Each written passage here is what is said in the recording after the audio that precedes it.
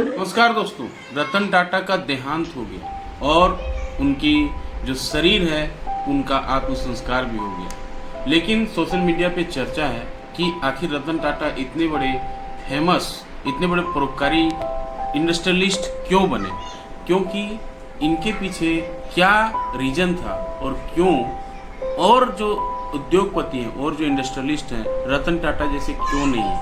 रतन टाटा ने इतना दान किया जितने लोगों का जो इंडस्ट्रियलिस्ट हैं, जैसे मुकेश अंबानी, गौतम अंबानी, जो हमारे देश के सबसे अमीर लोग हैं, उनका जो नेटवर्क है इतना उन्होंने केवल दान दे दिया। बहुत सारे कोविड में हुआ, बहुत सारे इंस्टीट्यूशंस हुए, बहुत सारे जो हमारे देश के जो महत्वपूर्ण चीज़ें थे वहाँ पे इन्होंने योगदान दिया, यहाँ पे इन्होंने दान दिया। तो कलयुग का अगर कोई कर्ण हो, जो महादानी कहा जाता था महाभारत में कर्ण, वही कर्ण रतन टाटा था और इसीलिए उनका इतना योगदान था। तो रतन टाटा से हमें क्या सीखनी चाहिए, क्या ऐसी बातें हैं जो सीखनी चाहिए। रतन टाटा को एक बार जो उन्होंने अपनी गाड़ी लॉन्च की, इंडिका टाटा मोटर्स की गाड़ी थी, तो उतना चल नहीं रहा था, तो कंपनी घाटे पे आ गई थी। तो घाटे पे आ गई थी, इन्होंने सोचा कि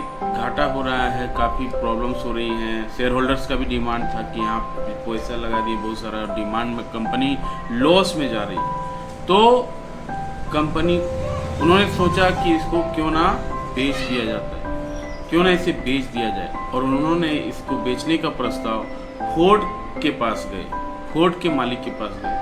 फोर्ड के मालिक ने इन्हें कहा कि अगर आप किसी बिजनेस में आपको अगर समझ नहीं है तो वो बिजनेस नहीं करना चाहिए। तो रतन टाटा को ये बात उन्हें बुरा लग गया और फिर वो कंपनी को जी जान से आगे बढ़ाने में लग गए, कंपनी को आगे बढ़ाने में लग गए। और कंपनी इतना आगे बढ़ा कि रतन टाटा ने ही फोर्ड का ही लैंड रोवर और रेंज रोवर जैसे गाड़ियों को अधिग्रहण कर लिया, उनके जो इकाई थे उनको खरीद लिया, क्योंकि फोर्ड की स्थिति बहुत खराब हो गई थी। और फोर्ड फिर आए रतन टाटा के पास ही कि आप मेरा जो बिजनेस है उसको कुछ खरीद लीजिए, उससे हमें कुछ फायदा हो जाए। तो किस तरह से जवाब दिया जाता है, मुश्किल घड़ी में किस तरह से संभला जाता है, और किस तरह से अपने जो आपको बदला लेना होता है, किस तरह से बदला लिया जाता है, काम करके बदला लिया जाता है, ऐसा नहीं केवल बोल के। तो काम करके रतन टाटा ने बदला लिया फोर्ड के मालिक से, और फोर्ड को ये दिखाया कि किस तरह से इंडिका, किस तरह से टाटा मोटर्स आगे बढ़ रहा है। तो ये थे रतन टाटा जो फोर्ड को भी नीचे कर दी।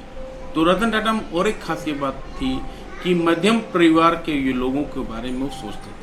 जो लोग, जो नीचे क्लास के लोग हैं, जो अफोर्ड नहीं कर पाते हैं कार, उन्होंने एक बार देखा कि लोग जो एक मिडिल क्लास का आदमी है वो एक स्कूटर में जा रहे हैं, उसके 2 बच्चे हैं, वो आगे, एक बच्चा आगे बैठा है, एक बच्चा बीच में, और पति पत्नी बैठा हुआ, और बारिश काफ़ी जोर से हो रही, तो बच्चे सारे भीग रहे थे। तो उन्होंने सोचा कि मिडिल क्लास के लिए कार बनाया जाए, तो उसके लिए उन्होंने नैनो कार की स्थापना। नैनो कार हालांकि उतना सक्सेस हुआ नहीं, क्योंकि उसके जो मार्केटिंग इस तरह से हो गई कि ये गरीब लोगों का गाड़ी, तो गरीब लोगों की गाड़ी कौन खरीदे, 1 लाख का गाड़ी देखिए, तो ये 1 लाख का गाड़ी खरीदा, 1 लाख का कार खरीदा। ये जो कॉन्सेप्ट मार्केट में फैला, ये जो न्यूज़ फैला, इस तरह का जो एक तरह से परसेप्शन फैल गया, लोगों के परसीव कर गया माइंड में कि ये 1 लाख का कार है, और इसीलिए वो कार इतना सक्सेस नहीं हुआ, नैनो कार इतना सक्सेस नहीं हुआ।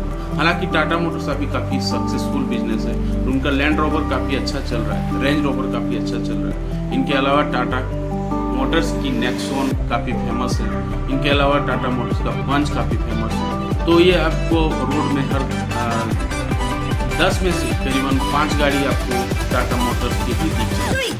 तो इस तरह से टाटा मोटर्स को पहचान दिलाए रतन टाटा ने, हमें इन चीज़ों को सीखना चाहिए। और उनका जो एक हमेशा कहते थे कि मैं चीज़ों को सही करने पे भरोसा नहीं करता, पहले चीज़ें मैं करता हूँ, फिर सही है या गलत इसको मैं ठीक करता हूँ, अगर गलत हुआ है तो उसको मैं ठीक करता हूँ। क्योंकि अगर आप रिस्क नहीं लेंगे तो आप आगे नहीं बढ़ेंगे। तो ECG में भी अप्स डाउन होती है। आप अगर कोई भी मनुष्य का ECG को देखेंगे तो अप्स डाउन होता है। अगर वो फ्लैट हो गया यानी वो आदमी जिंदा ही नहीं है, वो आदमी मर गया है। तो हमें लाइफ में भी रिस्क लेना है, रिस्क लेने पे ही हम आगे बढ़ेंगे। जिस तरह से अगर ECG फ्लैट हो गई यानी हम मर गए, और अगर हम लाइफ में भी रिस्क नहीं लिए, फ्लैट हो गए, तो हम मर गए, यानी लाइफ में कुछ फिर बड़ा हो नहीं सकता।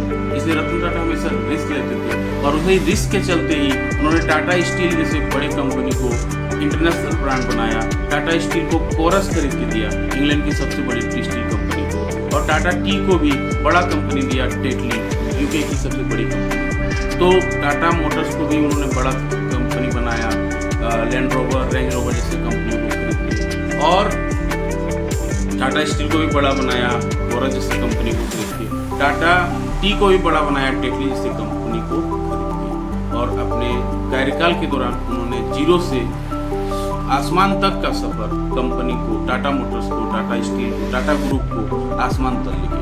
कैसा लगा जानकारी? लाइक से सब्सक्राइब करो, बताएं। मिलते हैं किसी और वीडियो, तब तक के लिए जय हिंद, वंदे मातरम।